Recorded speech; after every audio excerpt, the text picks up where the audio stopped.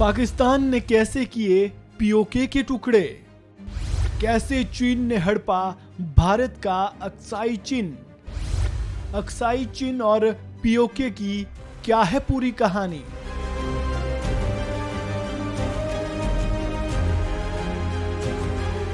भारत सरकार ने 31 अक्टूबर 2019 को जम्मू कश्मीर और लद्दाख सहित भारत का नया नक्शा आधिकारिक तौर पर जारी किया था। इनमें जम्मू कश्मीर और लद्दाख के वो भूभाग भी दिखाए गए थे जिन पर पाकिस्तान और चीन ने अवैध तरीके से कब्जा जमाया हुआ है।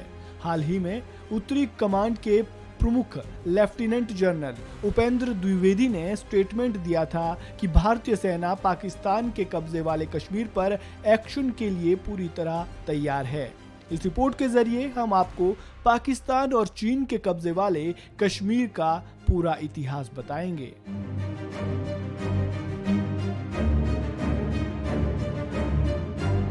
केंद्र सरकार और भारतीय सेना की तरफ से कई बार जम्मू और कश्मीर के कब्जाए हिस्सों को वापस लेने संबंधी बयान सामने आते रहते हैं।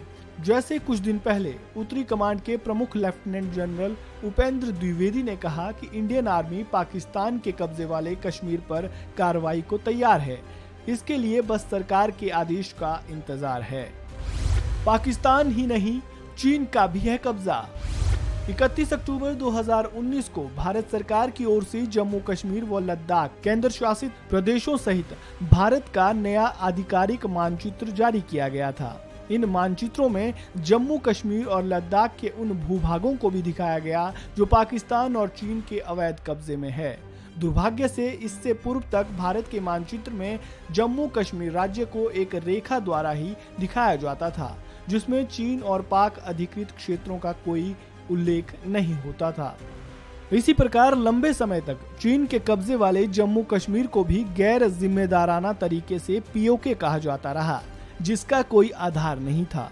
नए संदर्भ को ध्यान में रखते हुए अब भारत के उन क्षेत्रों को जिन्हें पाकिस्तान और चीन ने कब्जा किया हुआ है, 3 नई पहचान मिली, जिसमें पहली पाकिस्तान अधिकृत जम्मू कश्मीर, दूसरी पाकिस्तान अधिकृत लद्दाख और तीसरी चीन अधिकृत लद्दाख। इन तीनों के बारे में हम विस्तार से जानेंगे। सबसे पहले बात पाकिस्तान अधिकृत जम्मू कश्मीर की।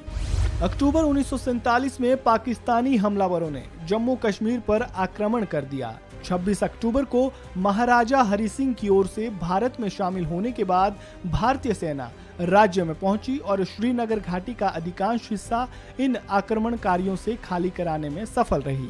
संयुक्त राष्ट्र सुरक्षा परिषद के प्रस्ताव के अनुसार लागू युद्ध विराम के बाद भारतीय सेना का आगे बढ़ना रुक गया और जम्मू कश्मीर रियासत के अंतर्गत आने वाले जम्मू का मीरपुर और पुंछ तक का कश्मीर का मुजफ्फराबाद क्षेत्र पाकिस्तान के अवैध कब्जे में रह गया और आज तक बना हुआ है। पाकिस्तान ने इसे आजाद जम्मू कश्मीर का नाम दिया और दिखावटी लोकतांत्रिक ढांचा खड़ा किया है। पाक अधिकृत जम्मू कश्मीर का क्षेत्र 13,297 किलोमीटर है। जम्मू कश्मीर केंद्र शासित प्रदेश के पश्चिम में स्थित इस भूभाग की उत्तरी सीमाएं गिलगिट बाल्तिस्तान से और दक्षिण व पश्चिम में पश्चिमी पाकिस्तान तथा खैबर पख्तूनख्वा से लगती है। 555 किलोमीटर लंबी नियंत्रण रेखा इसे जम्मू कश्मीर से और 212 किलोमीटर गिलगित बाल्तिस्तान से जोड़ती है। पश्चिमी पंजाब और खैबर पख्तूनख्वा से ये 277 और 206 किलोमीटर सीमा रेखा इसे पाकिस्तान से अलग करती है। पाक अधिकृत लद्दाख। गिलगित बाल्तिस्तान भारत का उत्तर पश्चिमी सीमांत इलाका है। इसके उत्तर में अफगानिस्तान का बखान गलियारा, पश्चिमी में पाकिस्तान का खैबर पख्तूनख्वा तथा पूर्व में चीन का शिनजियांग प्रांत है। हिंदुकुश, काराकोरम व पामीर के मध्य में स्थित ये क्षेत्र पाकिस्तान, चीन, अफगानिस्तान की सीमा को छूता है। इसका क्षेत्रफल 72,971 वर्ग किलोमीटर है, जो पाकिस्तान अधिकृत के कुल क्षेत्रफल के लगभग 86% है। क्षेत्रफल की दृष्टि से ये क्षेत्र पाकिस्तान अधिकृत जम्मू कश्मीर के 5 गुने से भी अधिक है। चीन अधिकृत लद्दाख। ब्रिटिश नियंत्रण के समय जम्मू कश्मीर राज्य का विस्तार तिब्बत की सीमा तक था। उस समय लद्दाख को भी कुछ लोग लिटिल तिब्बत कहते थे और जम्मू कश्मीर के महाराजा भी अपनी पदवी में तिब्बत आदि देश अधिपति शब्द जोड़ते थे। लेकिन मोटे तौर पर इसमें अक्साई चिन्ह और कैलाश मानसरोवर का क्षेत्र था, जो ऐतिहासिक रूप से हजारों सालों से राजनीति की नहीं, सांस्कृतिक भारत के भी हिस्से थे।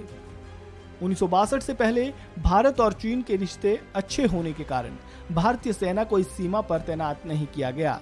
लेकिन 1962 में चीन की चालबाजी तब सामने आई जब चीन ने भारतीय सीमा में घुसपैठ करते हुए अक्साई चीन के 37,555 वर्ग किलोमीटर क्षेत्र का कब्जा कर लिया और देमचौक तथा पेंगोंग में अपनी सेना तैनात की।